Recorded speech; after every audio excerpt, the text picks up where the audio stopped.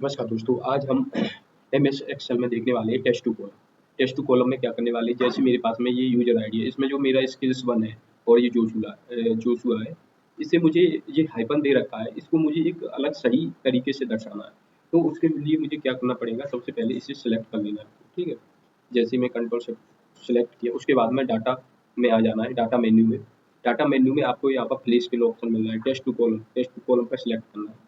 इसमें 2 ऑप्शन मिलेंगे आपको, एक होता है डिलिमिटेड, एक होता है फिक्स विड्थ। अभी हम फिक्स विड्थ को देख लेते हैं, उसके बाद देखने वाले हैं डिलिमिटेड। फिक्स विड्थ पर क्लिक करना है आपको, नेक्स्ट पे जाना है। उसके बाद में यहाँ पे मुझे इस साइज को सही फिक्स करना है, ठीक है, और यहाँ पे क्लिक कर देना है। ये आपको दिख रहा होगा, ठीक है, ये हो चुका है और नेक्स्ट पे क्लिक कर देना है, फिर इसे फिनिश कर। इसमें ये हो चुका है, देखो आपने सही तरीके से मैनेज हो चुका है। लेकिन इसमें मेरा यहाँ पे जो डाटा था वो उसको इस केस में जो आगे का जो डाटा है वो उसमें जो कॉलम होते हैं उन्हें वो डाटा आपका लॉस हो जाएगा। तो हम क्या करेंगे, पहले से ही 2 कॉलम बना के रखेंगे जिससे मेरा आगे का डाटा है वो लॉस ना हो। तो इसे एक बार कंट्रोल प्लस जेड कर ले, ये वाला डाटा, ठीक है।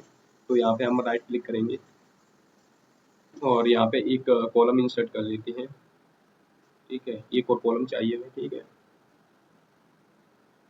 Insert column, 2 column. अब ये डाटा मेरा लॉस नहीं होगा। जैसे मैं फिर से सिलेक्ट करते हैं, अब टेस्ट टू कॉलम पे आते हैं, ठीक है, और फिक्स वेक्टर पे जाते हैं और इसे वही प्रोसेस फॉलो करते हैं। अब आपको दिख रहा होगा, इसे मैं नेक्स्ट कर देता हूँ और ये मेरा सही तरीके से मैनेज भी हो चुका है, ठीक है। ठीक है, ये सही तरीके से हो चुका है।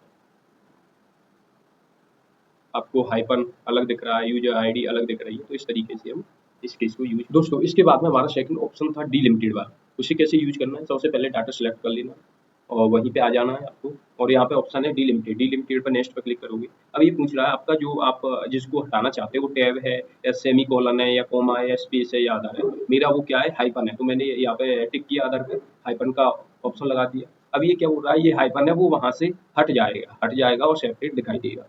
उसके बाद में मैं नेक्स्ट पे जैसे ही क्लिक करूँगा और फिर फिनिश भी कर देना है। देखो, अब आपका वो हाइपन है वो हट चुका है यहाँ से, ठीक। अगर रिमूव डुप्लीकेट की बात करें तो रिमूव डुप्लीकेट यूज हम कब करते हैं, जैसे मान लीजिए ये मेरे पास में कॉन्टैक्ट नंबर है। इस कॉन्टैक्ट नंबर में से मैं चाहता हूँ कि जिनके जैसे एक परिवार में बहुत सारे सदस्य हैं, 4 सदस्य हैं, लेकिन 4 सदस्यों का मोबाइल नंबर एक ही दिया गया है। तो जब मैं सर्वे करता हूँ या कोई भी डाटा कलेक्ट करता हूँ तो मुझे दिक्कत होगी भाई, चारों को मैसेज भेजना पड़ेगा। उससे तो अच्छा है कि एक को ही भेज दूँ और बाकी के जो डुप्लीकेट कॉन्टैक्ट नंबर है उनको रिमूव कर दूँ। इसीलिए मैं यूज करता हूँ। तो इसके लिए मुझे क्या करना पड़ेगा, सबसे पहले आपको जो डुप्लीकेट नंबर है उनको उठाने के लिए सिलेक्ट कर लेना है। उसके बाद में डाटा में जाना है, यहाँ पे आपको रिमूव डुप्लीकेट नंबर है सिलेक्ट करना है, रिमूव डुप्लीकेट्स को। उसके बाद में एक्सपेंड 10 सिलेक्शन रहना चाहिए आपका। उसके बाद में रिमूव डुप्लीकेट पे जाना है। अब आपको इस पूरे डाटा को अनसेलेक्ट कर देना है, जिसको डुप्लीकेट हटाना है उस पर टिक कर देना है और ओके। अब देखो आपके पास में मैसेज आ चुका है कि आपके पास में 2 डुप्लीकेट वैल्यूज है जो फाउंड ऑफ रिमूव्ड, जो 998 वाली यूनिक वैल्यू रिमेन, जो यूनिक वैल्यू है वो।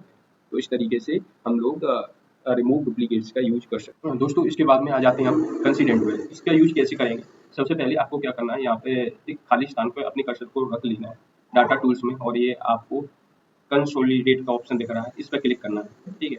अब आपको ये ऑप्शन दिख रहा है फंक्शन का, आपको यहाँ पे सम करना है, काउंट करना है, एवरेज करना है, मैक्सिमम मिनिमम कुछ भी कर सकते हैं। मुझे सम करना है, सम के ऑप्शन पे क्लिक करेंगे, ठीक है। अब आपको रेफरेंस, जैसे मैंने ये पहले यूज किया हुआ है, मैं इसे डिलीट कर देता हूँ एक बार, ठीक है। अगर आपको इसमें मान लीजिए रेफरेंस पे जैसे क्लिक करना है, आपका टॉप रो सिलेक्ट होना चाहिए, ठीक है। अब आपको क्या रेफरेंस में देना है, मुझे सैलरी देनी है, ठीक है। सैलरी पे सिलेक्ट कर लेना है एक बार, ये हो गया, ठीक है। अब इसे ऐड कर देना है। अब मुझे ऐसे ही चाहिए फरवरी की सैलरी ऐड करना है, ठीक है। अब इसे ऐड के ऑप्शन पे क्लिक करना है। अब ऐसे ही मार्च के ऑप्शन पे आपको टिक करना पड़ेगा, ठीक है। तो मार्च पे आ जाता हूँ और ऐड कर देता हूँ। देखो तीनों ऐड हो गई, ओके कर देना। तो यहाँ पे आपको टोटल सैलरी दिख गई। अब मुझे ये काउंट करनी है, ये कितने महीने की सैलरी है। तो उसके लिए फिर डाटा में और फिर आ जाता हूँ उसी ऑप्शन में, और यहाँ पे मैं काउंट के ऑप्शन पे जाऊँगा, ओके कर दूँगा। देखो ये 3 महीने की सैलरी है। तो इस तरीके से इसका बिना फॉर्मूला लगाए इसका यूज़ कर सकते हैं। ओके, आज की वीडियो आपको अच्छी लगी हो, आज के लिए